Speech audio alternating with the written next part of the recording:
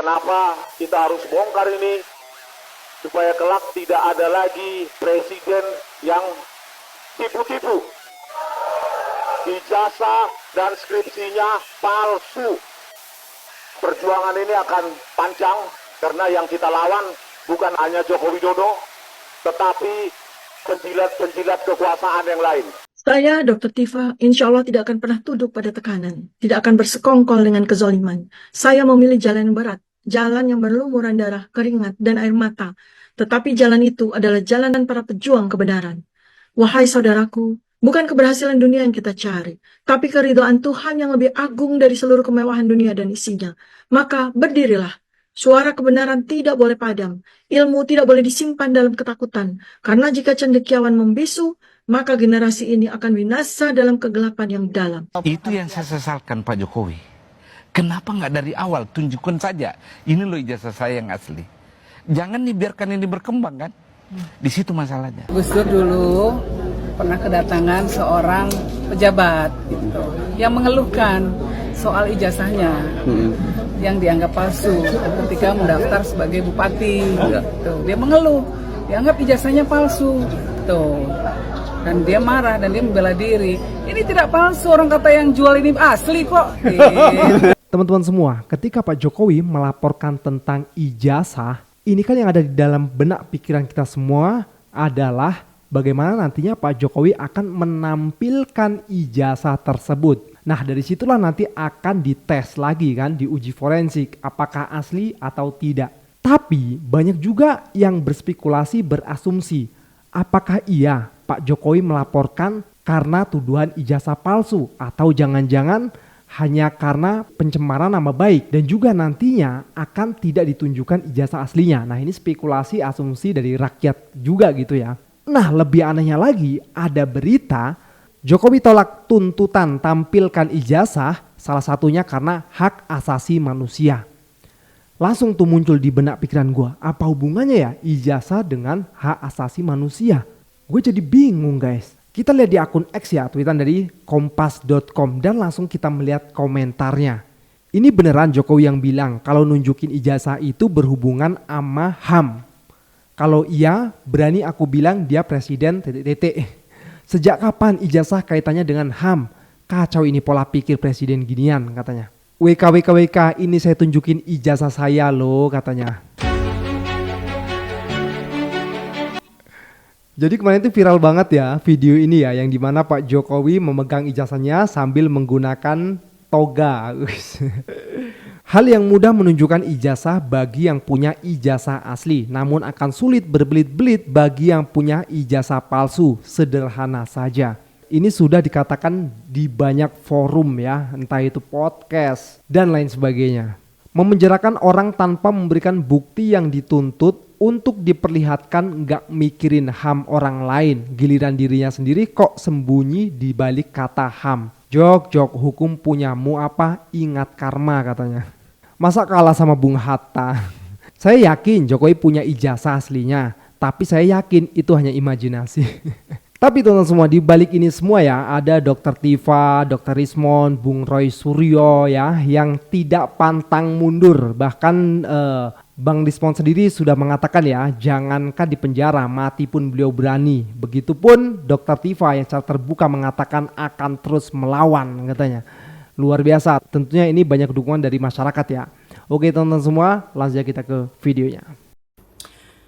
Urusan remeh-temeh, seremeh nunjukin ijazah asli doang, seremeh itu pakai ngeles bawa-bawa HAM. Waktu lu nyapres 2019 janji lu mau menuntaskan kasus HAM berat masa lu mana? Mana? HAM dasmu HAM. Jokowi tolak tuntutan tampilkan ijazah, salah satunya karena hak asasi manusia. Urusan pribadi tidak boleh dipaksakan. Omongan seorang negarawan, mantan presiden ke-7 yang kalian puja-puja, yang kalian agung-agungkan, yang kalian jilati pantatnya sampai kotorannya kalian telan mentah-mentah. Bentukannya seperti ini. Dia berbicara HAM tapi lupa apa itu HAM dan kasus HAM yang terjadi di Indonesia saat ini. Jokowi, apa Anda masih ingat tragedi Kanjuruhan, ratusan jiwa meninggal?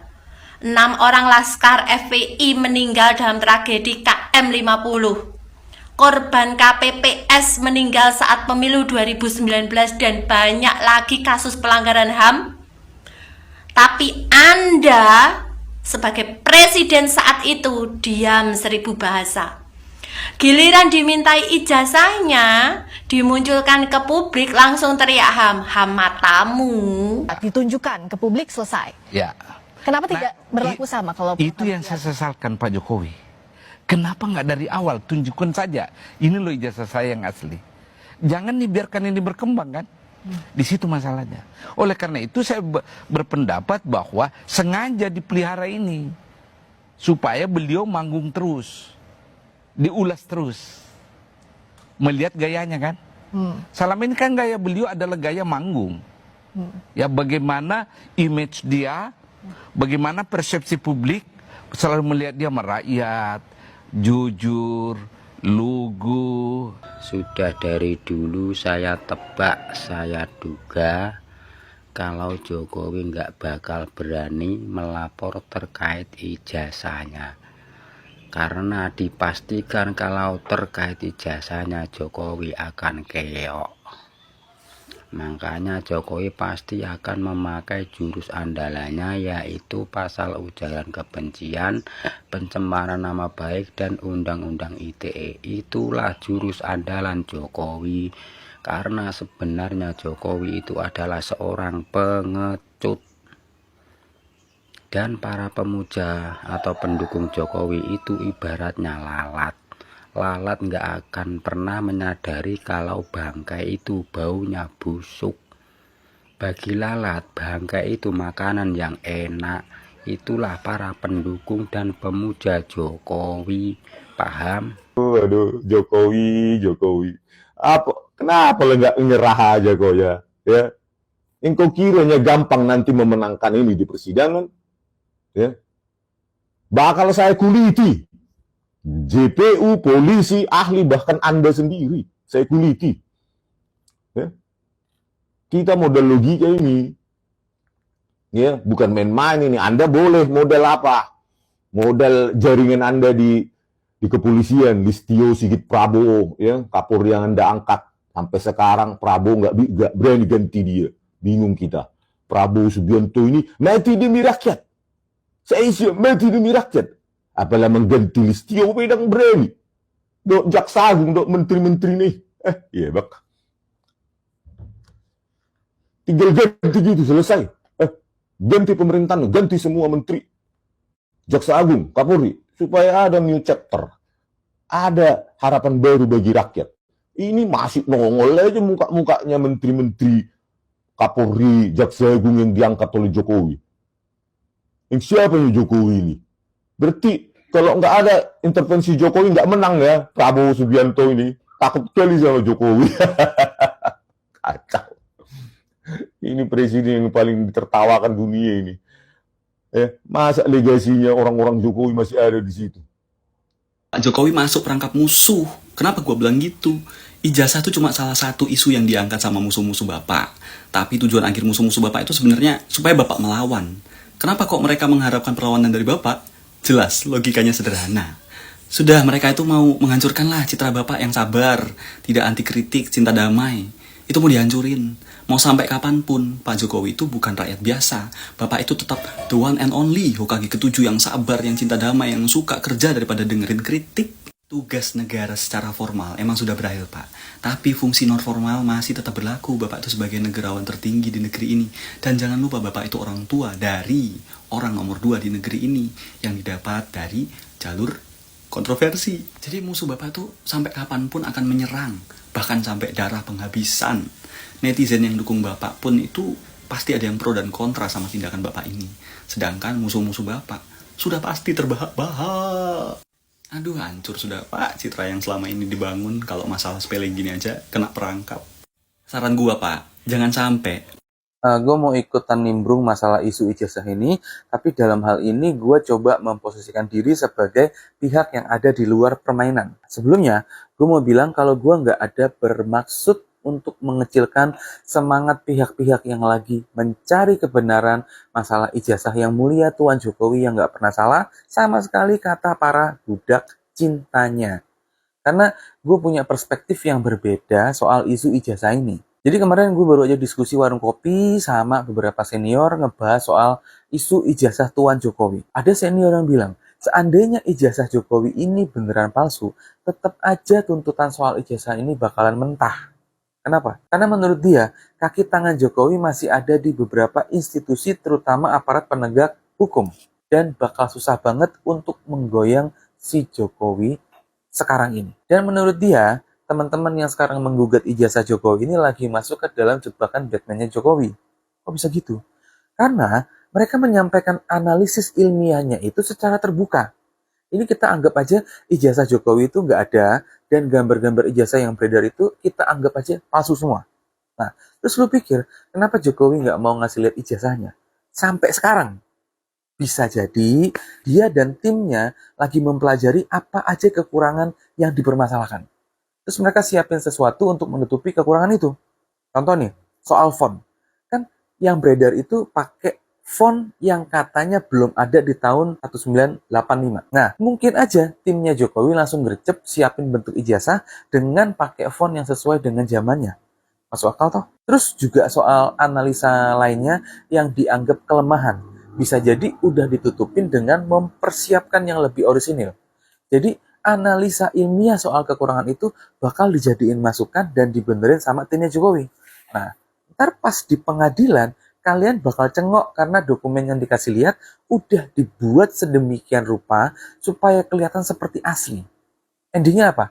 Kalian bakalan dianggap nyebarin fitnah, bikin kegaduhan, dan akhirnya kalian nggak dipercaya publik lagi. Jokowi ini pinter mainan emosi orang, terus dijadiin kekuatannya. Dan dia juga dinilai bisa membuat kebenarannya versi dia sendiri dengan kekuatan pasukan buzzer bujinya untuk ngebangun narasi. Itulah kenapa gua dan beberapa senior punya pemikiran kalau gugatan ini bakalan mentah. Tapi ya nasi udah jadi bubur, ya maju terus kalau yakin bener. Dan buat yang mulia Tuan Jokowi, saya agak gak setuju kalau Bapak bilang gak wajib ngasih lihat ijazahnya ke publik. Ingat ya Pak, sampai detik ini Bapak masih makan dari duit pajak rakyat Indonesia. Semua fasilitas mantan presiden yang Bapak terima itu dibiayain pakai duit pajak rakyat. Tolong bijak sedikit kalau ngomong. Apa susahnya ngasih lihat ijazah doang? Kalau ijazah itu beneran ada, kan Bapak juga yang tenang. Jadi nggak bikin kerusuhan antar masyarakat. Atau apakah emang Bapak menikmati itu sebagai sebuah permainan politik? Dan akhirnya gue cuma mau ingetin aja buat kita semua. Ancaman PHK di mana-mana. Ancaman ekonomi global di depan mata. Korupsi makin gila-gilaan. Jangan sampai semua itu jadi ketutup sama urusan ijazah ini. Ya, gitu aja. Apa lo? Salam logika. Memang lucu ya melihat tingkah pola atau gerak-geriknya Ternak Mulyono. Kemarin netizen rame-rame menyoroti mobilnya Mulyono yang dipakai ketika melapor ke Polres Jakarta. Ternyata mobil yang dipakai Pak Mulyono itu ketahuan belum bayar pajak. Terus ceboker alias ternaknya Mulyono rame-rame membela Mulyono. Lah, itu kan mobil sewaan. Ngapain Mulyono harus repot-repot bayar pajak? Yang harus bayar pajak mobil itu kan yang punya sewaan mobil. Begitu kata ternaknya Mulyono berapi-api. Selidik punya selidik. Ternyata yang punya usaha rental mobil yang dipakai Pak Mulyono itu adalah anaknya Mulyono yang cewek. Konon sampai sekarang ternak Mulyono atau cebokernya Mulyono belum bisa membela tentang usaha rental yang dimiliki anaknya Mulyono tersebut. Katanya belum dapat arahan dari pembina. Wah, ini lebih kocak lagi ya guys. Memang kemarin tuh ramai juga tuh ya soal mobil Innova yang digunakan Pak Jokowi untuk ke Polda Metro Jaya ya. Langsung jadi sorotan tuh soal pajaknya gitu yang katanya mati. Mumet. Oke teman-teman semua, sekian dari gue Praga Muhammad. Wassalamualaikum warahmatullahi wabarakatuh.